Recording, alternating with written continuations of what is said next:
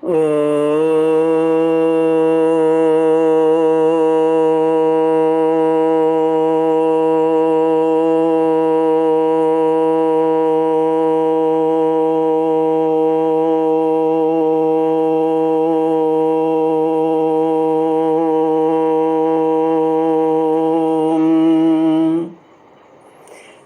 गुरुचरण कमलेभ्यो नमः।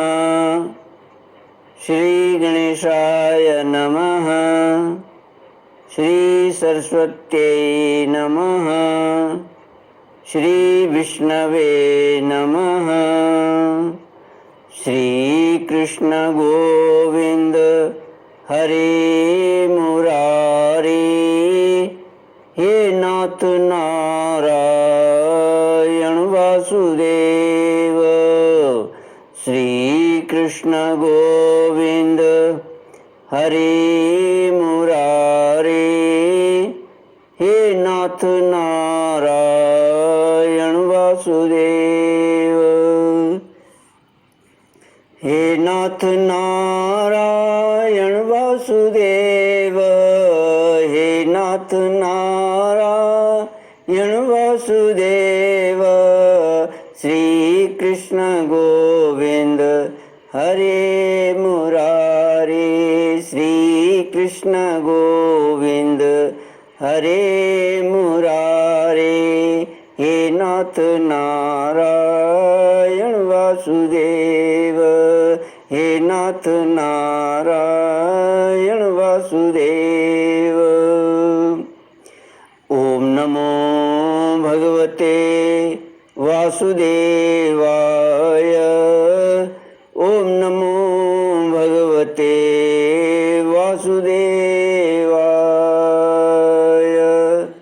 ओम नमो भगवते वासुदेवाय। ओम नमो भगवते वासुदेवाय। ओम नमो भगवते वासुदेवाय। ओम नमो भगवते वासुदेवाय। कृष्णाय वासुदेवाय हरये परमात्मने प्रणतक्लेशनाशाय गोविन्दाय नमो नमः। सच्चिदानन्दरूपाय विश्वोत्पत्त्यादिहेतवे तापत्रयविनाशाय श्रीकृष्णाय वयं नमः। सच्चित आनंद स्वरूप परमात्मा जो सृष्टि के उत्पत्ति पालन और संहार करता है तथा जीवों के आध्यात्मिक आदि दैविक आदि भौतिक तापों को नष्ट करने वाले हैं अर्थात जीवों के मानसिक शारीरिक और भौतिक दुखों को दूर करने वाले हैं, उन श्री कृष्ण भगवान को हम नमस्कार करते हैं। श्री कृष्ण गोविंद हरे मुरारी। हे नाथ नारायण वासुदेव। श्रीमद् भागवत पंचम स्कंद अष्टमोध्याय श्लोक 15 से। श्री शुक उवाच अन्यदा भृश मुद्विग्नमना नष्टद्रविण इव कृपण सकारुणमतितर्षेण हरिण कुणक विरह विह्वल हृदय संतापस्तमेवानुशोचन किल कस्मलं महद्भिरंभित इति होवाच। श्रीमद् भागवत 5वां स्कंद 8वां अध्याय श्लोक 15 से। श्री सुखदेव जी महाराज परीक्षित से कहते हैं, राजन, राजऋषि भरत जी का उस हरिण के बच्चे में आसक्ति बढ़ जाने से बैठते, सोते, टहलते, ठहरते और भोजन करते समय भी उनका चित्त उनके स्नेह पास में बंधा रहता था। कभी यदि वह दिखाई न देता तो जिसका धन लुट गया हो उस दीन मनुष्य के समान उनका चित्त अत्यंत उद्विग्न हो जाता और फिर वे उस हरिणी के बच्चे के विरह से व्याकुल एवं संतप्त हो करुणावश अत्यंत उत्कंठित एवं मोहाविष्ट हो जाते तथा शोक मग्न होकर इस प्रकार कहने लगते, अहो क्या कहा जाए, क्या वह मातृहीन दीन मृग शावक दुष्ट बहेलिए किसी बुद्धि वाले मुझ पुण्यहीन अनार्य का विश्वास करके और मुझे अपना मानकर मेरे किए हुए अपराधों को सत्पुरुषों के समान भूलकर फिर लौट आएगा? क्या मैं उसे फिर इस आश्रम के उपवन में भगवान की कृपा से सुरक्षित रहकर निर्विघ्न हरी हरी धूप चरते देखूंगा? ऐसा न हो कि कोई भेड़िया कुत्ता गोल बांधकर विचरने वाले शूकर आदि अथवा अकेले घूमने वाले व्याघ्र आदि ही उसे खा जाएं।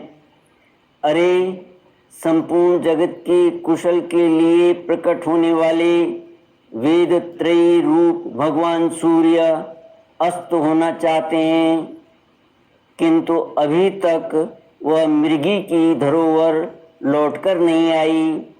क्या वह हरिण राजकुमार मुझ पुण्यहीन के पास आकर अपनी भांति भांति की मृग सावकोचित मनोहर एवं दर्शनीय क्रीड़ाओं से अपने स्वजनों का शोक दूर करते हुए मुझे आनंदित करेगा?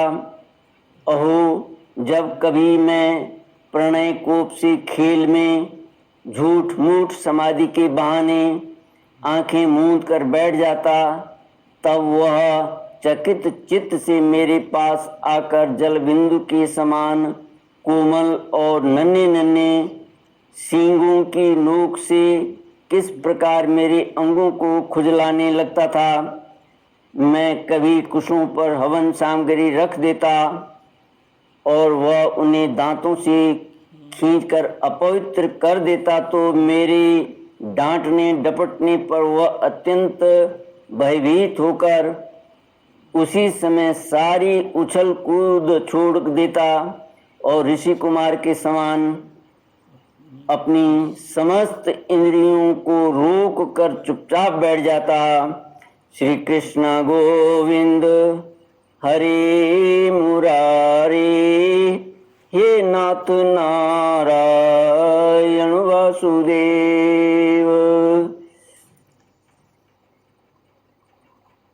पृथ्वी पर उस मृग शावक के खुर के चिन्ह देखकर कहने लगते, अहो इस तपस्विनी धरती ने ऐसा कौन सा तप किया है जो उस अति विनीत कृष्ण सार किशोर के छोटे छोटे सुंदर सुखकारी और सुकोमल खुरों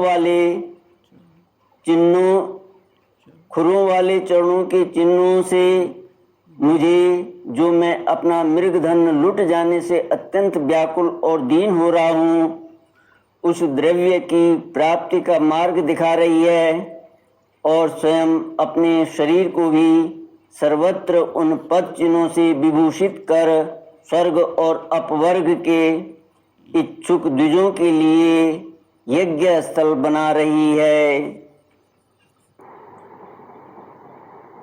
टीकाकार लिखते हैं कि शास्त्रों में उल्लेख आता है कि जिस भूमि में कृष्ण मृग विचरते हैं वह अत्यंत पवित्र और यज्ञ अनुष्ठान के योग्य होती है। श्री कृष्ण गोविंद हरे मुरारी, हे नाथ नारायण वासुदेव।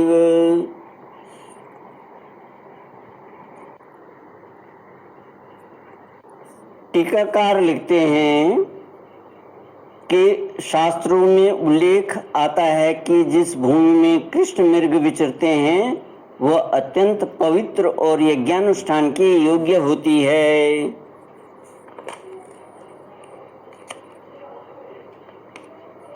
चंद्रमा में मृग का सा श्याम चिन्ह देकर उसे अपना ही मृग मानकर कहने लगते, अहो जिसकी माता सिंह के भय से मर गई थी, आज वही मृग शिशु अपने आश्रम से बिछुड़ गया है, अतः उसे अनाथ देखकर क्या वे दीन वत्सल भगवान नक्षत्रनाथ दयावश उसकी रक्षा कर रहे हैं।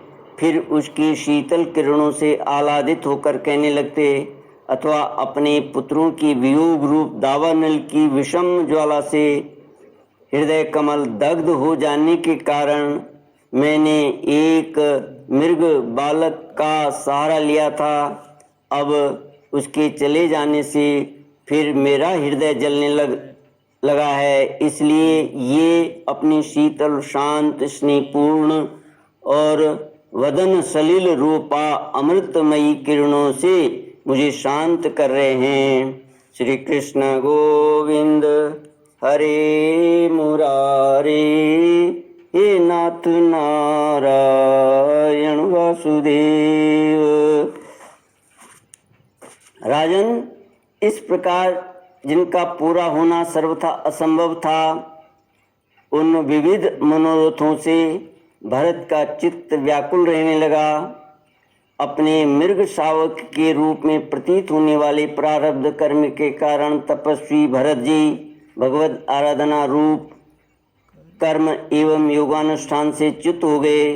नहीं तो जिन्होंने मोक्ष मार्ग में साक्षात विघ्न रूप समझकर अपने ही हृदय से उत्पन्न दुस्तज्य पुत्र आदि को भी त्याग दिया था, उन्हीं की अन्य जातीय हरिण शिशु में ऐसी आसक्ति कैसे हो सकती थी।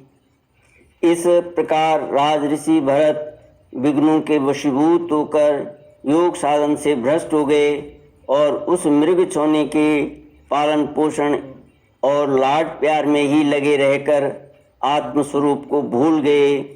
इसी समय जिसका टहलना अत्यंत कठिन है, वह प्रबल वेगशाली कराल काल चूहे के बिल में जैसे सर्प घुस आए, उसी प्रकार उनके सिर पर चढ़ आया।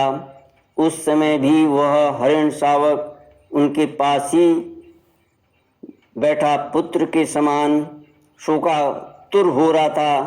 वे उसे इस स्थिति में देख रहे थे और उनका चित्त उसी में लग रहा था। इस प्रकार की आसक्ति में ही मृग के साथ उनका शरीर भी छूट गया। तदनंतर उन्हें अंतकाल की भावना के अनुसार अन्य साधारण पुरुषों के समान मृग शरीर ही मिला, किंतु उनकी साधना पूरी थी, इससे उनकी पूर्व जन्म की स्मृति नष्ट नहीं हुई।